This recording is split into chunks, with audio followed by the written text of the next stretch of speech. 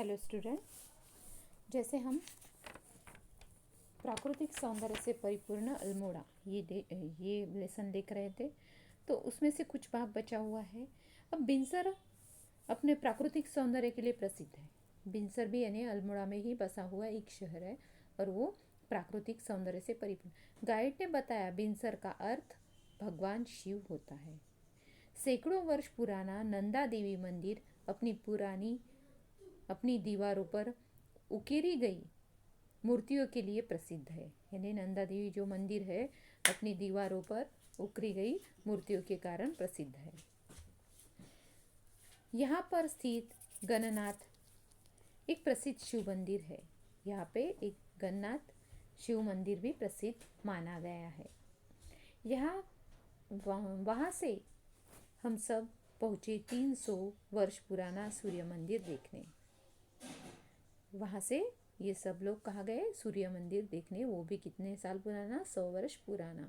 कोणार्क के बाद देश का दूसरा महत्वपूर्ण सूर्य मंदिर है। यानी कोणार्क मंदिर के बाद ये दूसरा सूर्य मंदिर है। यह अल्मोड़ा के किलोमीटर की दूरी पर है। कुमाऊं के लोगों की अटूट आस्था का प्रतीक है गोलू चितई मंदिर। यानी कुमाऊं के लोगों की जो अटूट आस्था का प्रतीक माना गया है वो है गोलू चितई मंदिर। इस मंदिर में पीतल की छोटी बड़ी घंटियां टंगी मिलती है। यानी यहाँ पे पीतल की जो सोने चांदी यहाँ पे यानी छोटी बड़ी जो घंटियां हैं वो टंगी हुई दिखती है। अब वहाँ से हम जोगेश्वर, मनोहर घाटी और जो देवदार वृक्षों से ढकी है देखने गए। मनोहर घाटी है जो देवदार वृक्षों से ढकी हुई है उसे देखने गए। इस मंदिर में पीतल की छोटी छोटी मूर्तियां घंटियां बंधी हुई है। वहां से हम जोगेश्वर और मनोहर घाटी, क्योंकि वो देवदार वृक्षों से ढका हुआ है। अल्मोड़ा सुंदर और आकर्षक और अद्भुत है, इसलिए उदय शंकर ने अपनी नृत्यशाला यही बनाई थी। यानी उदय शंकर जी थे, उन्होंने इसमें ही अपनी आकर्षक स्थल पर ही अपनी नृत्यशाला बनाई थी, क्योंकि वो सुंदर है अल्मोड़ा, आकर्षक और अद्भुत है।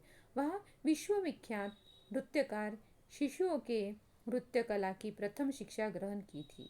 ने वहाँ विश्वविख्यात नृत्यकार ने शिशुओं ने नृत्य कला की प्रथम शिक्षा ग्रहण भी की थी। उदय शंकर की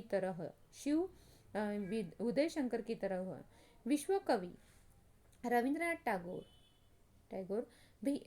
टैगोर को भी अल्मोड़ा पसंद था। उदय शंकर की तरह ही टैगोर जी को भी अल्मोड़ा बहुत पसंद था। विश्व में वेदांत का शंखनाद करने वाले स्वामी विवेकानंद अल्मोड़ा में आकर अत्यधिक प्रसन्न हुए। विश्व में वेदांत का शंखनाद करने वाले स्वामी विवेकानंद, इनको भी अल्मोड़ा बहुत पसंद आया था। उन्हें यहाँ आत्मिक शांति मिलती थी। आत्मिक शांति मिलती थी। मैंने बच्चों को बताया कुमाऊनी संस्कृति का केंद्र अल्मोड़ा है। एक ऐसे संस्कृति है कि ये संस्कृति का केंद्र माना। कुमाऊं के सुमधुर गीतों और उल्लास प्रिय लोक नृत्यों की वास्तविक झलक अल्मोड़ा में दिखाई देती है। यहाँ पे वास्तविक झलक भी दिखाई देती है लोक कला नृत्यों की। कुमाऊं भाषा का प्रामाणिक स्थल भी यही नगर है। कुमाऊनी वेशभूषा का असली रूप अल्मोड़ा में दिखाई देता है। वेशभूषा का भी रूप यहाँ पे आधुनिकता के दर्शन भी अल्मोड़ा में होते हैं। यहाँ का पहाड़ी भोजन, मिठाई और सिंगोड़िया के लिए प्रसिद्ध है। सारे प्राकृतिक दृश्यों को हृदय और कैमरे में जैसे कैद करके रखना हम सब गांधी जी के लिए प्रिय स्थल, यानी जैसे ऐसा स्थल था, अब वो ये स्थल देख के गांधी जी के जो जो प्रिय स्थल था वो देखने के लिए दूसरे दिन रवाना हो गए। ऐसा है कुमाऊँ का जैसे वर्णन किया है, अल्मोड़ा, कुमाऊँ और बिनसर का। उसके बाद है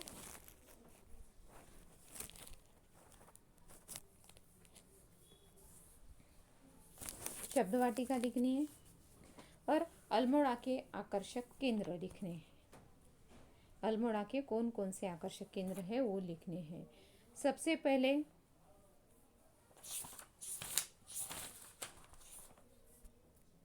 अल्मोड़ा के आकर्षक केंद्र में अल्मोड़ा इनके आकर्षण का केंद्र है। तो किनके, तो यहाँ पे आंसर आएगा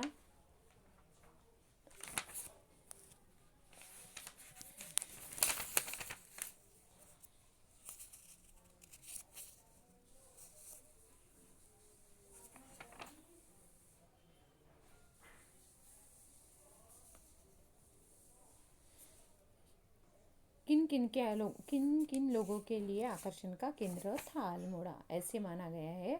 और आपको आंसर लिखना है कि किन किन लोगों के लिए आकर्षण का केंद्र माना गया था। अब ऐसे है कि यहाँ पे प्राकृतिक सौंदर्य से परिपूर्ण, साथ में किसके लिए ये आकर्षण, अल्मोड़ा इनके लिए आकर्षण का केंद्र था। तो आपको पेज नंबर 35 यहाँ पे इसके आंसर मिल जाएंगे। पहला और दूसरा पैसेज, इसमें आपको इसका आंसर मिल जाएगा। अल्मोड़ा के दर्शनीय स्थल, कौन कौन से दर्शनीय स्थल है वो आपको नाम लिखने हैं। यहाँ पे कौन कौन से दर्शनीय स्थल है वो आपको नाम लिखने हैं। और कौन कौन से है, जैसे बिनसर है, तो ऐसे दर्शनीय स्थलों के आपको नाम लिखने हैं। साथ में अल्मोड़ा तक पहुंचने वाला मार्ग का वर्णन करना है, यानी अल्मोड़ा तक पहुंचने वाले मार्ग का वर्णन करना है। अल्मोड़ा घोड़ों की नाल के आकार के अर्धगोलाकार पर्वत शिखर पर बसा है। चीड़ और देवदार के घने पेड़ हिमालय की बर्फ से ढकी चोटियां पूरे रास्ते को मनोरम बना देती है। ये अल्मोड़ा तक पहुंचने का मार्ग का वर्णन है। बिनसर के मंदिरों का वर्णन करना है कि बिनसर का मंदिर कैसा है। तो बिनसर के मंदिर का वर्णन जो पेज नंबर है 36 पे दिया हुआ है, और वहाँ पे जैसे बताना है कि बिनसर का मंदिर, तो बिनसर में सैकड़ों वर्ष पुराना नंदा देवी मंदिर अपनी दीवारों पर उकेरी गई मूर्तियों के लिए प्रसिद्ध है। यहाँ स्थित गन्नाथ एक प्रसिद्ध शिव मंदिर है। ये उसका आंसर आएगा। उसके बाद कहावतें हैं और लिंग परिवर्तन है। जैसे राजा है, राजा का बहुवचन आएगा राजाओं, राजा का स्त्रीलिंग आएगा रानी, राजा का समानार्थी शब्द आएगा नृप, और राजा का विरुद्धार्थी शब्द आएगा रंक। उसके बाद कहावतें और मुहावरों की उचित जोड़ियाँ लगानी है।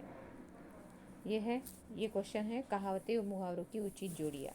अक्ल बड़ी या भैंस, बुद्धि बल से बड़ी है, ये उसका आंसर आएगा। ऊँट के मुंह में जीरा, जरूरत से बहुत कम, ये उसका आंसर आएगा। घोड़े बेचकर सोना, निश्चित होकर सोना। चार चांद लगाना, किसी चीज को सुंदर बनाना। चुल्लू भर पानी में डूब मरना, अपमानित होना, ये इसके आंसर है। इसके बाद चांद और सूरज में होने वाले संवादों को लिखना है कि चांद और सूरज में क्या संवाद हो रहा था उसके बारे में लिखना है। अब संवाद लेखन में चांद क्या बोल रहा है और सूरज क्या बोल रहा है, इन दोनों का संवाद हमें लिखना है। अब संवाद लेखन में जैसे हम चांद का भी चांद क्या बोलना चाहता है वो भी लिखेंगे और सूरज क्या बोलना चाहता है वो भी लिखेंगे।